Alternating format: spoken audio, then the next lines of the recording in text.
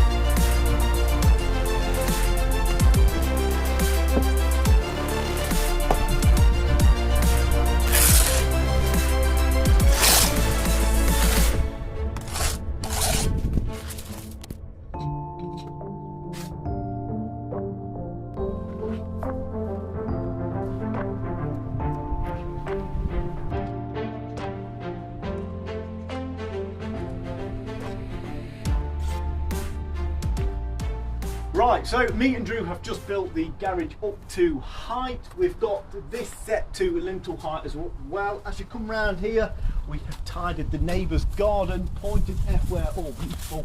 So everything is looking nice and tidy for the neighbour. We'll have a little sweep up down here in a bit.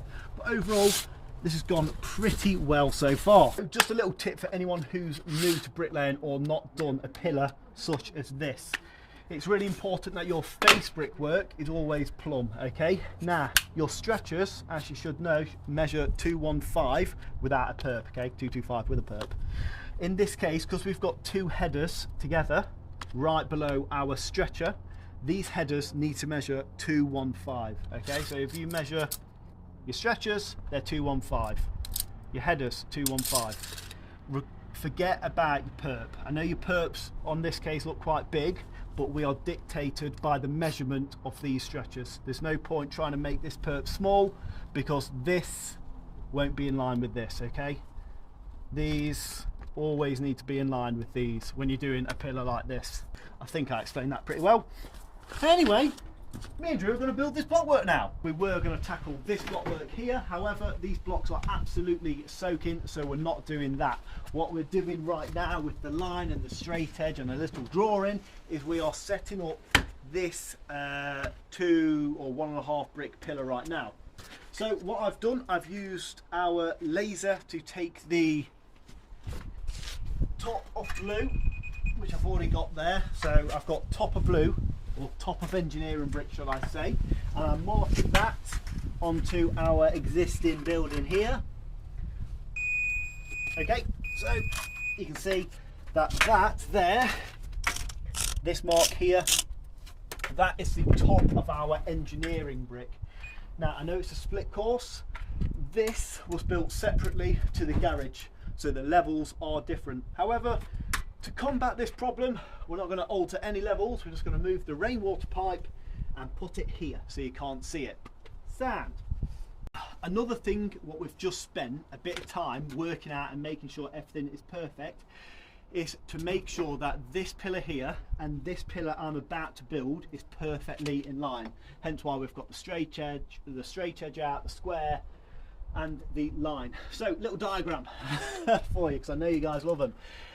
This pillar here is that pillar over there, and this pillar is what I'm about to build. What we want is this distance and this distance to be perfectly in line and square, okay? So when we put our straight edge on, which will be our lintel, these pillars are perfectly in line. What you don't want, and I've had it one occasion before, you build this pillar and it's all square and lovely, and then you come to put your lintel on and then you find out that this pillar, what I'm about to build, isn't actually square. So to exaggerate this for you, imagine I've built this like that.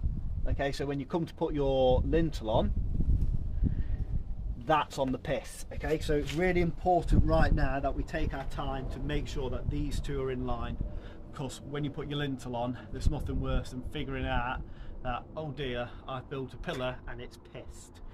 Even though it looks square, and it is square, but it's not square with what you've already got. So that's what me and Drew have just been working on. Just a diagram for you. So yeah, this line is correct. So I'm just going to quickly plumb down and yeah, we'll use up this compo and then we're going to go, because then it's going to affect your opening, isn't it? The opening doesn't matter. Why not? You want it to match that though, don't you? No, I'm not bothered if it's wider. This side. Sure, he shows both of them 450.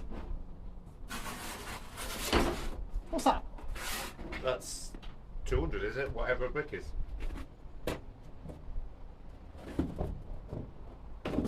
Did it? Yeah. Did it say 450? Yeah. Why don't you do it one brick? I don't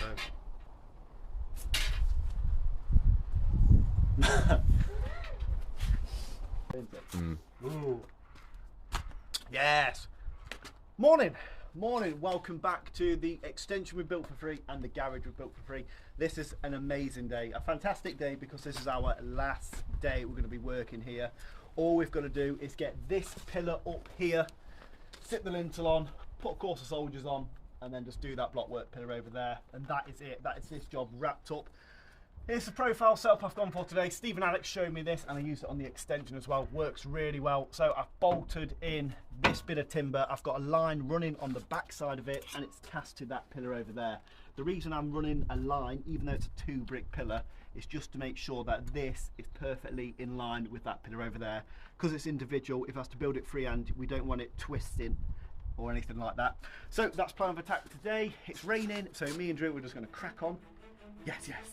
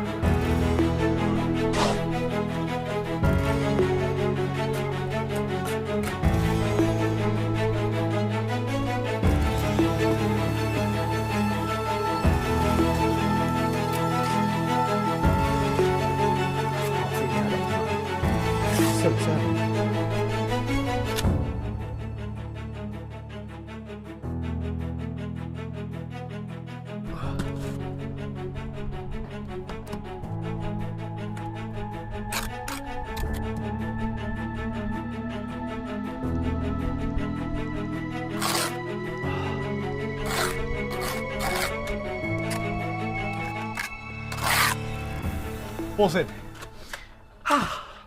Right, there we go.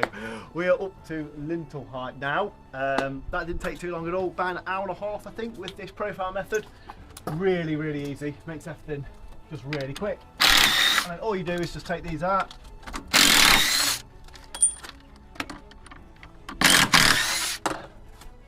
Ooh. Perfect. There you go. As you can see, all good. So right now, me and Drew are going to sit this lintel on, set a scaffold up, and yeah, to see how we get on.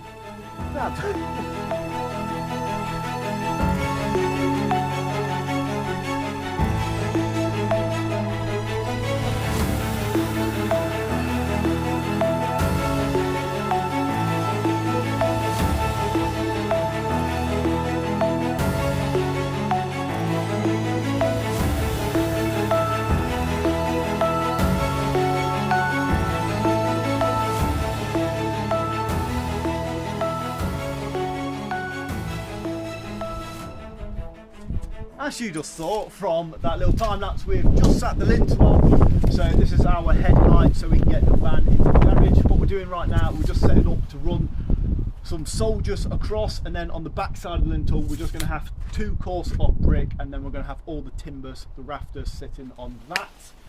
Just a little tip for anyone building pillars or if you're struggling to keep a pillar plumb, or if you've noticed that a brick's kicking out, this is something I like to do, and it's a bit naughty, but it works really well. So let's imagine this brick here is kicking out quite a bit and you can't get it back in. Really good tip, put your trowel in the perp and hit it through like that. Oh, I hate to destroy my own work.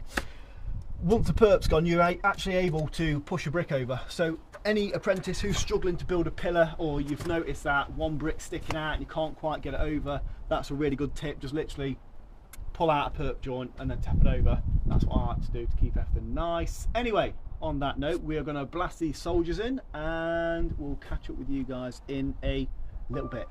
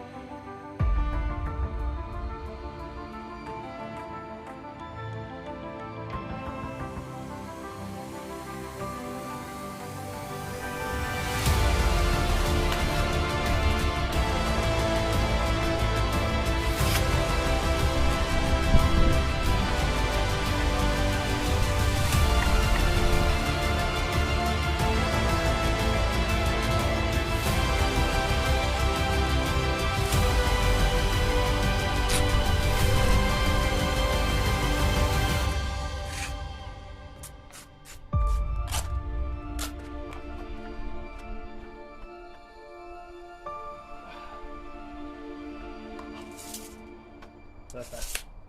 Perfect. He's only gone and done it again. Oh, like a glove. Like a glove. Buzzing. Absolutely buzzing. Right, we'll point this up and then we'll reconvene after. I'm really happy with that.